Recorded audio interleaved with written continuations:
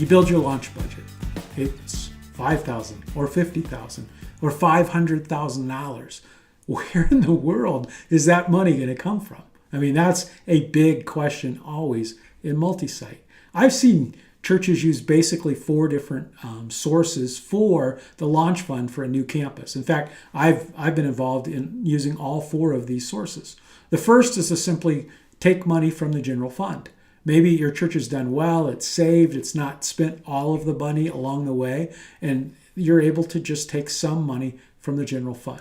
The first offsite campus that we launched in South Carolina, that's exactly what we did. We had a very meager startup budget. We started that campus with $50,000. But rather than having to go find money from someplace else, we were able to find $50,000 within our budget to be able to designate to this new site. Now, you may be able to do that. You might not. Depends on the size of the church, depends on your budget. But the first place you look, obviously, is the general fund. A second idea is a capital campaign where you raise money for expansion. Sometimes churches will raise money for a new building, but as a part of that capital campaign, they'll say, we also want to start a new campus. Some churches will have capital campaign simply to start new campuses. A campaign I was involved in, one of the campuses that we had needed to build a new education building. They were just completely out of space. And so we had a capital campaign to raise money for that building. But we did what we called an 80-10-10 plan. 80% of the money that was pledged would go to building that local building. 10% of what was pledged would go to global missions or to local outreach. And 10%, and the last 10% of what was pledged would go toward future expansion, opening new campuses. Well, that was a successful campaign. I don't remember the exact numbers, but I think somewhere around $10 million was raised, which meant $8 million for a new building, $1 million for local and global outreach, and $1 million for future expansion.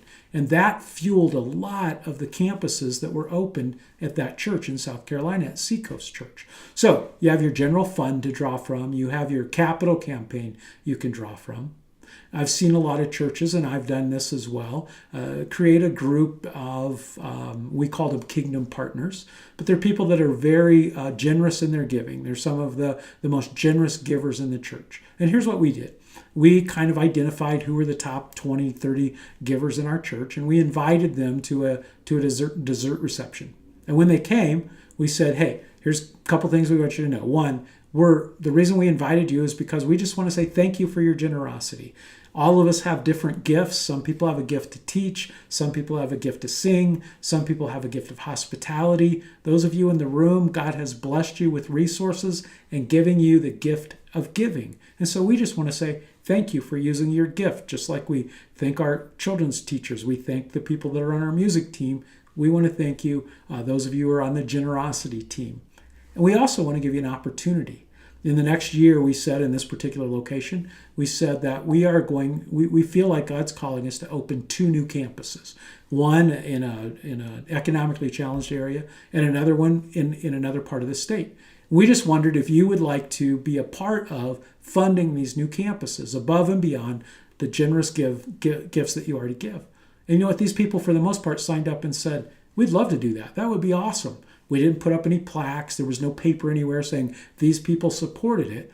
But they felt such a connection with these new endeavors. And as people committed their life to Christ, as lives were changed in the campus we went into in the economically challenged area, the community was changed. And each one of these kingdom partners felt like, man, I had the privilege of having a part of making that happen.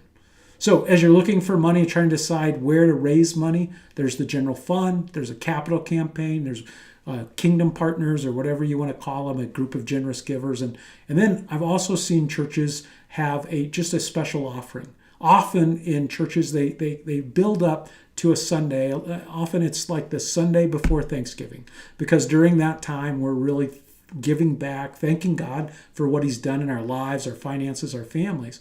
And so they encourage people to think about what would you want to give in this special offering this Sunday. And then they'll take that special offering and use it to fund new expansion, new campuses.